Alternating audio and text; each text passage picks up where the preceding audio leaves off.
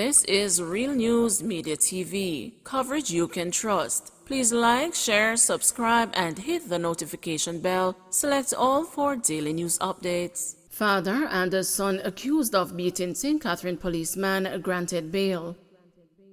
A father and his son who allegedly beat a policeman who sought to enforce the Noise Abatement Act earlier this month were granted bail when they appeared in the St. Catherine Parish Court on Tuesday. Judge Natalie Crary Dixon offered bail to the son in the sum of $350,000 and $150,000 to the father. Both had sureties. The 16-year-old is charged with assault occasioning bodily harm, resisting arrest, and disorderly conduct, while his father is accused of assaulting the police, disorderly conduct, malicious destruction of property, and breaching the Noise Abatement Act. Both are scheduled to reappear in court on September 27. It's alleged that on August 4, a police team from the Linstead police station turned up at a location in response to an alleged breach of the noise law. The police reportedly gave instructions for the music to be turned off. While the team addressed the father, the allegedly enraged teenager punched one of the cops in the face, damaging one of his eyes. The police team also could not leave the location with the two accused as a tire of the service vehicle was reportedly slashed. Reinforcement had to be called in. The man and his son were eventually escorted to the police station, where they were subsequently charged. Fire destroys millions of dollars worth of crops in St. Elizabeth. The St. Elizabeth Fire Department suspected that the slash-and-burn method of clearing land was the cause of a fire in Flagaman, St. Elizabeth on Tuesday. Sparks from the fire led to a second blaze a few hours later, resulting in loss of millions of dollars worth of crops. The farmers lost melons, onions, scallions, tomatoes, cantaloupes, and beetroot. One farmer, Robert Mary, says the first fire started about 9 a.m. and was extinguished by the Junction Fire Brigade. Then, about 1 o'clock in the afternoon, there was another fire in the same area, which caused more damage. Mr. Mary said the fires are a major blow to farmers already struggling with drought, and estimated losses could be around $6.5 million. He pleaded for persons to be more cautious when starting fires. Mr. Mary said several acres of grass used for mulching were also lost in the fires. 16-year-old shot dead in Olympic Gardens. A 16-year-old boy was shot dead on Seaward Drive in Olympic Gardens, St. Andrew on Tuesday night. He has been identified as Johnny Ellis of Seaward Drive, Kingston 20. About 10:20, residents heard explosions and called the police. The teenager was found dead with multiple bullet wounds. Investigators recovered 17 spent casings and 11 bullet fragments at the scene. NWA urged to set aside funds to clean Riley River following flood in Hanover. It has been recommended that the National Works Agency set aside funds to clean the Riley River in Hanover, which becomes blocked by debris, including bamboo during heavy rain. According to residents of surrounding communities, the river has been blocked since last week by bamboo and the carcass of cattle washed down in the debris. This has led to the blocking of the flow of water under the bridge, which is a major link between Montego Bay and Negril. A resident of Keep Left told the news that flooding from heavy rain on Tuesday was the third occurrence in recent days as the river continues to overflow its banks. And it's also flowing from the Brisset end. So you have water coming from the Brisset end, from over the banks at the shops to the roadside at Keep Left, flowing from the banks there. Just about any outlet that the river can get. The Riley River, the Riley Bridge is blocked by a lot of bamboo, a whole lot, and so the water cannot flow freely. Easton Edwards, counsel for the Lucy Division, insisted the matter has been long-standing and it needs to be addressed with urgency by the NWA.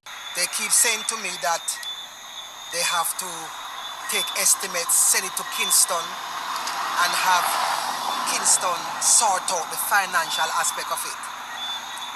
I said to them that, the coming down of the bamboo, because, Hanover is the second largest bamboo producer in this country. And if you check along the riverbanks, it is bamboo on both sides. And the fact that they are responsible, we would have said to them, say, listen, there must be some funding set aside in the event that we have emergency.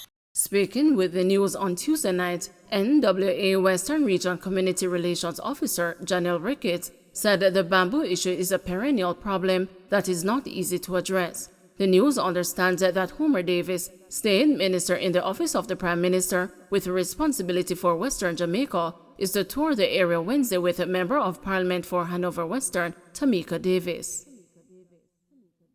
Manchester farmer succumbs after being shot through house window. Police in Manchester are probing the murder of a farmer who was shot at his home in Freetown in the parish on Tuesday night. The deceased has been identified as 40-year-old Glenroy Freckleton. Superintendent Shane McCullough, head of the Manchester Police, told the news that about 11:40 p.m., gunmen shot Freckleton through a window at his home. He was taken to the hospital, where he died while undergoing treatment. McCullough said the investigators are following leads into the incident. Sources say Freckleton had been targeted by predial larcenists. Michael Phillips, Member of Parliament for Manchester North Western, condemned Freckleton's killing and called for more resources for the police. North West Manchester, we have one police station, and that is down in Mile Gully, but they only have one vehicle. We have seen an increase in robberies and predial larceny in that area, but we can't ask the police to do more with what resources they have, he said. 5 men accused of beating fellow cellmate at Halfway Tree lockup. 5 men who were being held in police custody on suspicion of breaches of the anti-gang legislation were brought before the Kingston and St. Andrew Parish Court on Tuesday after allegedly beating a fellow cellmate for refusing to answer their questions. The accused men Selvin Murray, Michael Ware, Stefano Karam, Saheed Whitaker, and Nicholas Hinn appeared before Parish Judge Maxine Dennis McPherson to answer to the charge of assault occasioning actual bodily harm. The allegations are that on August 8, about 7:30 a.m., the complainant, along with all 5 accused men, were held in the Halfway Tree lockup holding area. One of the 5 accused reportedly asked the complainant if he was shot at a party in July. When the man refused to answer, he was reportedly punched and kicked repeatedly, fracturing his left arm. The complainant was rushed to the Kingston Public Hospital, where he was treated and released the next day. The attorney representing all 5 accused men attempted to apply for bail for 4 of the men, but the judge denied the application. Only Murray received the bail. Your Honor, in light of us waiting on the medical report, I was hopeful the court would be available for bail application today. They have been in custody from the 3rd of August, Your Honor, the attorney said. I am not entering a bail application right now. They were in custody for something else, the judge asked. Not that I know of, Your Honor. They were just taken up for processing, Your Honor, the attorney answered. So based on the allegations, whilst in custody, this is when these allegations were made, McPherson said. The lawyer advised the court that one of the men had taken responsibility for the assault. But the complainant is not saying one, the complainant is alleging that they're all involved, the judge responded. If you are saying one is taking responsibility, it doesn't mean that the case drops against the other 4. Unless the complainant is saying I don't wish to proceed, the case will go on for the other 4. However, the court eventually decided to hear a bail application for the 4 men on September 2. People must learn that whilst they are in the care of custody and the control of the authorities, that they behave themselves. This is a warning to all. When you are in custody, behave yourselves, McPherson said. The men were then remanded in custody. A fingerprint order was also made. Crime scene causes traffic pileup on Halfway Tree Road. A section of Halfway Tree Road in St. Andrew has been cordoned off to facilitate the processing of a crime scene by the police. The news understands that a bus conductor was shot in a drive-by shooting. The incident has caused a massive traffic pileup on the busy thoroughfare and the surrounding areas. Motorists are being advised to use alternative routes where necessary and obey the directives of the police. Man offered $100,000 bail for fraudulent passport application.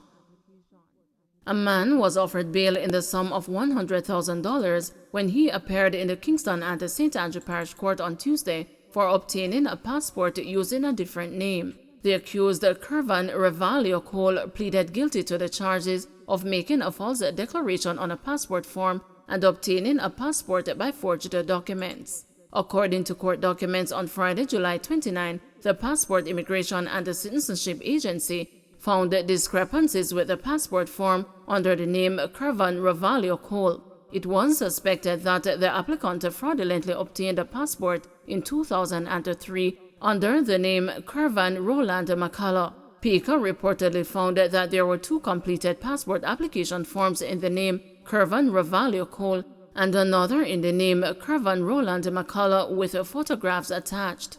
The court was told that investigators discovered that the application under the name McCullough was submitted on November 21, 2003 as a first-time applicant supported by a birth certificate. The passport was later issued in January the following year.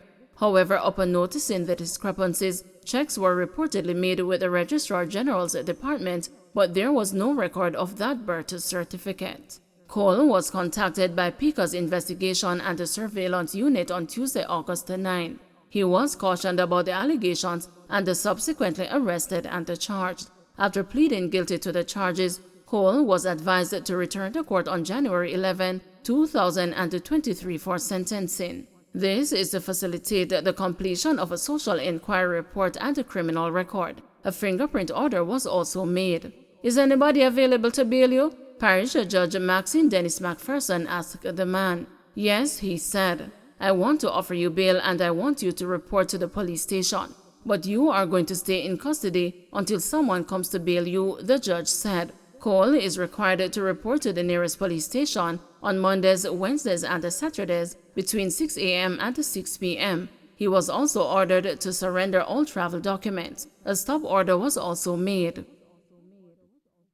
Don't forget to like, share, subscribe, and hit the notification bell. Select all for daily news updates.